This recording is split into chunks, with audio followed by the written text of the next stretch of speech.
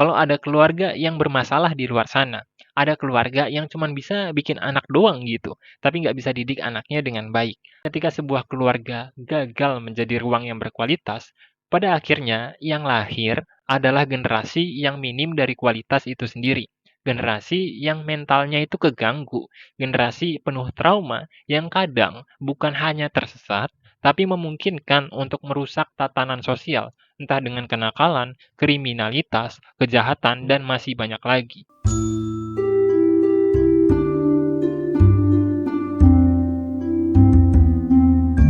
Sebagian besar dari kita mungkin udah cukup paham lah ya dengan sistem demokrasi, di mana setiap orang diberi kebebasan untuk menentukan pilihan yang dirinya ambil. Meskipun sistem tersebut sempat dipandang sebagai sebuah sistem yang ideal karena menyamaratakan manusia dengan hak-hak yang dimilikinya, namun pada kenyataannya sistem tersebut nggak lepas dari kritikan tajam beberapa tokoh pemikir besar dunia. Contohnya kayak Plato yang bilang kalau kebebasan dalam demokrasi justru mengarahkan masyarakat menuju ketidakstabilan. Alasannya karena masyarakat seringkali nggak tahu apa yang benar-benar mereka butuhkan dan sangat mudah tergiring oleh anggapan yang mereka punya dan anggapan yang mereka miliki, di mana mereka berpikir bahwa diri mereka itu benar. Tokoh lain seperti John Stuart Mill beranggapan kalau demokrasi nggak bisa dianggap sebagai sistem yang ideal, karena nggak semua orang punya kesadaran yang sama, dan nggak semua orang punya kesadaran yang cukup baik untuk menentukan nasib sebuah bangsa dan negara. Yang artinya, nilai seorang akademisi atau nilai orang-orang yang benar-benar mempelajari tentang tata kelola negara dengan baik, justru bisa kalah sama suara orang-orang yang tiap hari cuma rebahan dan scroll TikTok. Bahasa gampangnya, tokoh-tokoh itu mau bilang kalau kesadaran manusia itu nggak sama, jadi nggak bisa disamaratakan. Sekarang, gimana kalau kita tarik kritik dari para tokoh tersebut pada ranah yang lebih privat, seperti pernikahan? Well, mungkin ini bakal jadi pembahasan yang cukup ekstrim bagi sebagian orang ya, cukup sensitif juga. Jadi, semoga nggak ada yang kesinggung dan bisa memahami konteks pembicaraan kita dengan baik. Selama ini, pemahaman kita seolah bilang kalau setiap orang itu punya hak untuk menikah. Setiap orang itu bebas untuk memilih pasangan dan membentuk keluarga serta rumah tangga seperti apa yang mereka inginkan. Tapi gimana kalau pada kenyataannya nggak semua orang layak untuk menikah dan nggak semua orang layak untuk membangun keluarga atau rumah tangga? Alasannya ya macam-macam. Mulai dari konflik dalam ranah rumah tangga itu sendiri yang bisa disebabkan karena kondisi psikologi seseorang yang belum matang, pemikiran dari kedua pasangan yang belum dewasa, atau kalau mau lebih ekstrim, kita bisa tarik ke ranah ekonomi yang belum mencukupi, yang beresiko lebih besar, melahirkan konflik dalam kehidupan rumah tangga itu sendiri. Terus kalau ada yang bilang, kenapa sih kita harus capek-capek mikirin itu? Bukankah itu hak masing-masing orang? Toh kalaupun ketemu konflik, ya keluarga itu sendiri yang bakal ngerasain gitu. Well, kalau keluarga itu tinggal di hutan atau tinggal jauh dari peradaban manusia, ya mungkin nggak apa-apa. Tapi kenyataannya, ya enggak. Karena ketika sebuah keluarga gagal menjadi ruang yang berkualitas, pada akhirnya yang lahir adalah generasi yang minim dari kualitas itu sendiri. Generasi yang mentalnya itu keganggu, generasi penuh trauma yang kadang bukan hanya tersesat, tapi memungkinkan untuk merusak tatanan sosial, entah dengan kenakalan, kriminalitas, kejahatan, dan masih banyak lagi. Makanya, mungkin salah satu cara paling optimal untuk meminimalisir fenomena itu adalah dengan memberi batasan demi batasan khusus yang menentukan apakah seseorang itu bisa dianggap layak untuk menikah. Lantas, apakah dengan begitu masalahnya akan selesai? Well, tentu enggak.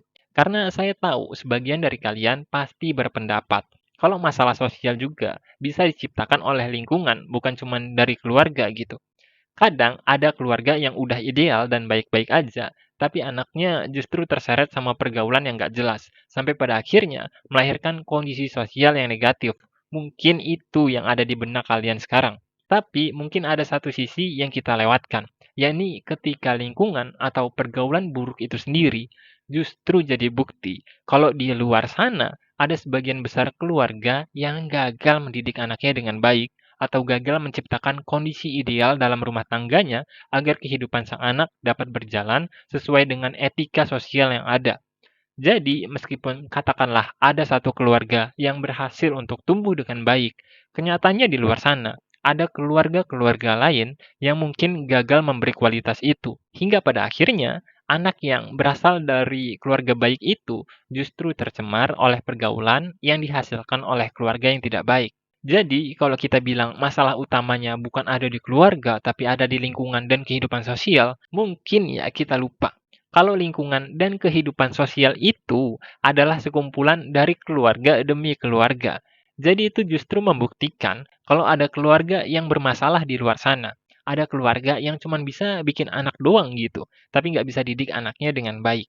Ada keluarga yang cuma bisa nikah doang, tapi gagal melihat pernikahan sebagai proses pendewasaan diri untuk menjadi manusia yang lebih berkualitas. Sekarang, dengan kenyataan-kenyataan tersebut, kita masuk ke ranah etika dan hak asasi manusia. Karena mau nggak mau ya, pembahasan kita barusan pasti bersinggungan dengan perasaan dan kebebasan yang manusia miliki. Biasanya, pertanyaan yang diajukan adalah, apakah kita punya hak untuk ikut campur dan mengatur kehidupan orang lain? Apakah kita punya hak untuk menilai bahwa kehidupan sebuah keluarga dengan suka duka di dalamnya itu sepenuhnya salah? Kalau kita masuk ke ranah moralitas dan sopan santun, mungkin akan sangat amat sensitif dan tidak pantas saat kita melakukan kritik pada sebuah keluarga. Kan nggak mungkin gitu, kita tiba-tiba bilang sebuah keluarga itu menjalani kehidupan yang salah. Keluarga mereka itu nggak benar dan lain-lain. Nggak bisa didik anak atau apapun itulah. Nggak mungkin kita bisa ngomong kayak gitu untuk sekarang ini.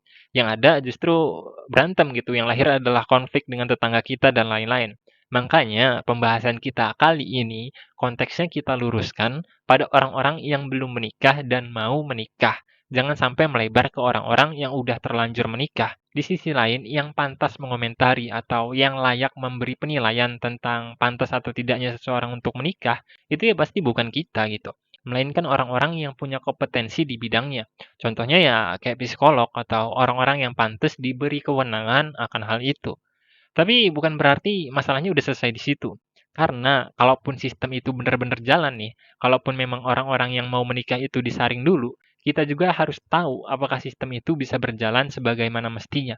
Karena ya di negara kita tercinta ini, ada banyak banget sistem yang sebenarnya tuh ya tujuannya bagus, tapi karena orang-orang yang ngejalanin sistem itu nggak beres, akhirnya justru sistem itu nggak jalan dan ngelahirin beragam dampak negatif. Contohnya, kalau memang sistem yang barusan kita bahas mau berjalan, maka psikolognya harus benar-benar punya kesadaran kalau dirinya sedang menjalankan tugas yang sangat amat penting. Jadi dia nggak cuma jalanin kerjaan secara formalitas doang gitu, atau nggak bisa ngasih izin pernikahan hanya karena dirinya disuap dan lain-lain. Dan satu hal lagi, gimana caranya sistem yang barusan kita bahas tadi tidak bersinggungan atau berlawanan dengan sistem yang lebih besar. Karena sering terjadi juga di negara kita tercinta ini, sebuah sistem tidak dijalankan hanya karena memiliki perbedaan kepentingan dengan pemerintah atau sistem yang lebih besar. Contoh gampangnya, kayak negara kita yang butuh tenaga kerja sebanyak-banyaknya. Terus berdasarkan kepentingan itu, pemerintah memudahkan atau bahkan membuka nikah massal yang tidak terkontrol, supaya nantinya banyak sumber daya manusia yang dapat jadi tenaga kerja untuk negara. Kalau udah kayak gitu, berarti sistem untuk mendewasakan pernikahan yang barusan kita bahas tadi, itu udah nggak bisa lagi berjalan gitu, karena kepentok sistem yang lebih besar. Dan yang terakhir, mungkin ya, seharusnya memang sistem pernikahan dengan psikolog itu ya nggak harus ada, kalau memang masyarakat kita punya kesadaran yang cukup baik. Sama halnya kayak demokrasi yang nggak harus kita kritik, kalau memang mayoritas masyarakat atau manusia itu cerdas-cerdas dan dapat memilih dengan bijak. Tapi sangat disayangkan, kenyataan kita tidak sesederhana itu. Kalau menurut kalian gimana? Apakah kita perlu menyaring dan memfilter orang-orang yang mau menikah? Coba kalian komen di kolom komentar. Sekian kausalisme, semoga video ini bisa menjadi teman kalian. Sampai jumpa.